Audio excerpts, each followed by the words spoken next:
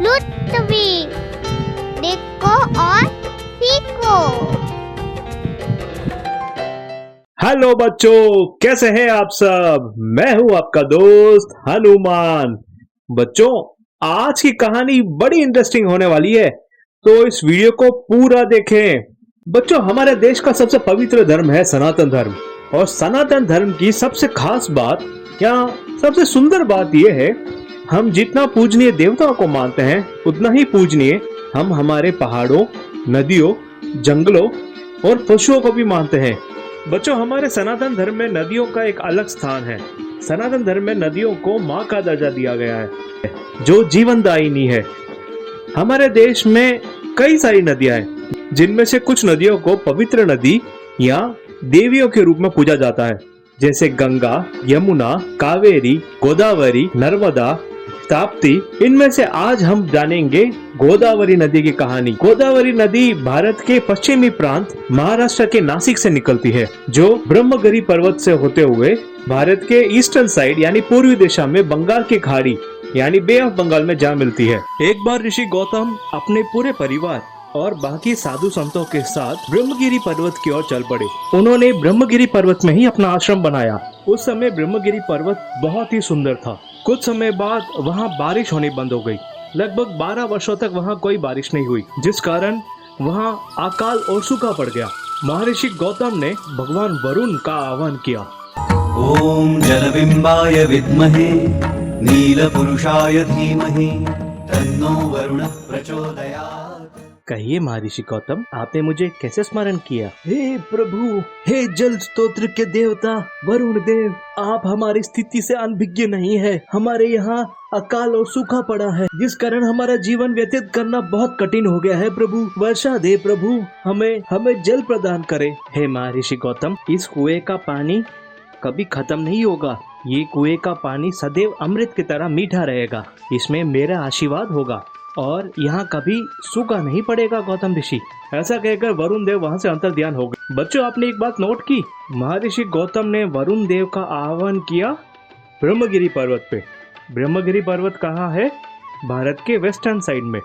इसी कारण हमारे घर के वास्तु शास्त्र में जो पश्चिमी दिशा होती है उसे वरुण दिशा कहते हैं, क्योंकि पश्चिम दिशा में भगवान वरुण का वास होता है। अब आप इस कड़ी को समझ पा रहे हैं बच्चों?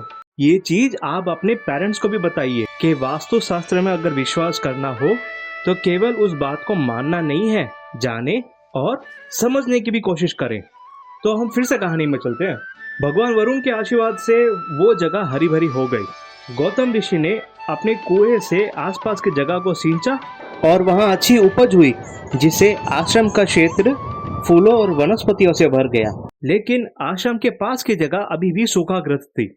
बाकी साधुओं की कुटिया में अभी भी सूखा पड़ा था। गौतम ऋषि ने बाकी साधुओं को अपने घर आकर कुएं का पानी लेने का अनुग्रह किया, लेकिन बाकी साधु गौतम ऋषि से जलने लगे। हम क्यों जाए उनके पास जल स्तोत्र है, इसका मतलब ये नहीं कि हम उनके अधीन हो जाए। हाँ, अभी करें, हमें कुछ करना चाहिए। बाकी साधुओं को गौतम ऋषि की ये दया पसंद नहीं आई और इस कारण उन्होंने भगवान गणेश का आह्वान किया।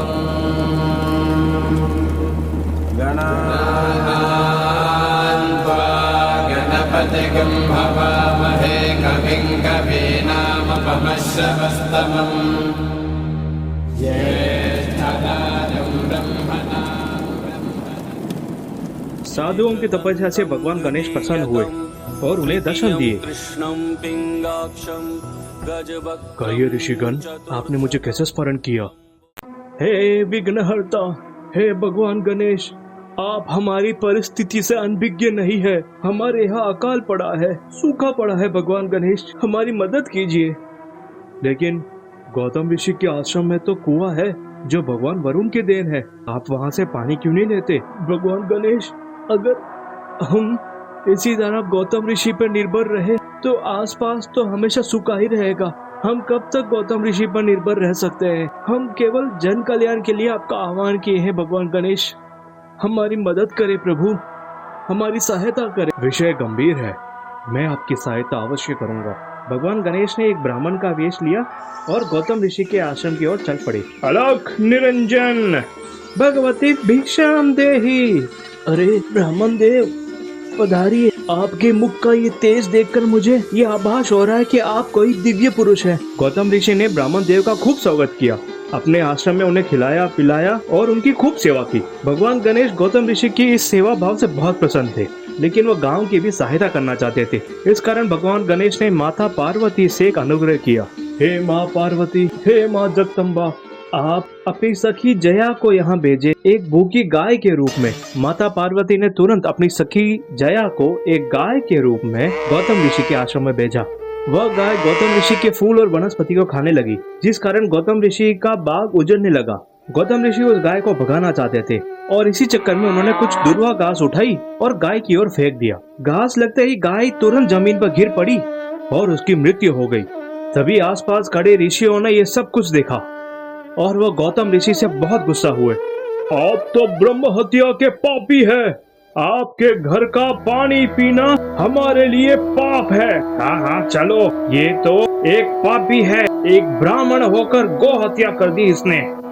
गौ हत्या देव हत्या है, ब्रह्म हत्या है। इनकी घर की परछाई भी हमारे लिए किसी श्राप से कम नहीं, दूर रहो इनसे।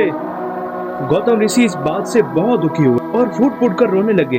मैं जानता हूँ कि मैंने गौ हत्या नहीं की है, ये गौ माता को मैंने नहीं मारा है। हे प्रभु, ये कैसी विडंबना है, ये कैसी लीला है आपकी प्रभु, ये कैसी लीला है आपकी। तभी उनके घर मेहमान रूपी रुके भगवान गणेश ने गौतम ऋषि को भगवान शिव की पूजा करने का सुझाव दिया। गौतम ऋषि तुरंत भगवान शिव की तपस्या में बैठ गए।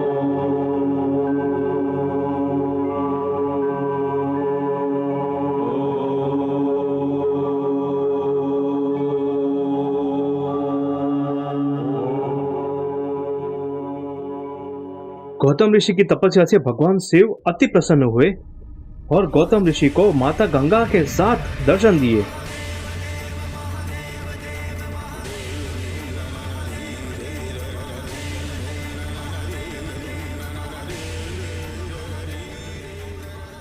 ऋषि गौतम अपनी आंखें खोले। महादेव, प्रभु महादेव, हे माँ गंगा, ये कैसी विडंबना पड़ी है प्रभु, मुझे इस पाप से मुक्ति दिलाइए, ये पाप मैंने नहीं किया है। भगवान शिव ने ऋषि गौतम को उनके कमंडल में माँ गंगा का आशीर्वाद दिया। गौतम ऋषि का कमंडल माँ गंगा के पानी से भर गया। गौतम ऋषि ने गंगा जल की कुछ बूंदें उस गाय पर छिड़की, जिससे वह गाय जीवित हो गई। हे माँ गंगा, क्या आप यहाँ नदी के रूप में बह सकती है माँ? माता गंगा ने गौतम ऋषि के इस अनुग्रह को स्वीकार किया और वहाँ नदी के रूप में बहने लगी, जिसका नाम गोदावरी पड़ा।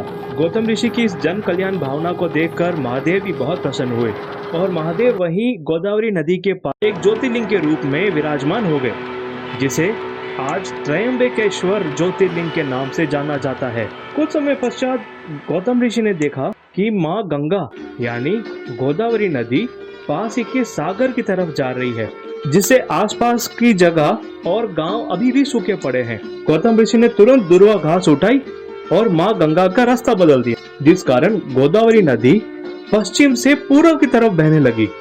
तो बच्चों, हम फिर मिलेंगे एक और नई कहानी और नई सीख के साथ आपके अपने इसी चैनल रुतविश में। देखो और सीखो।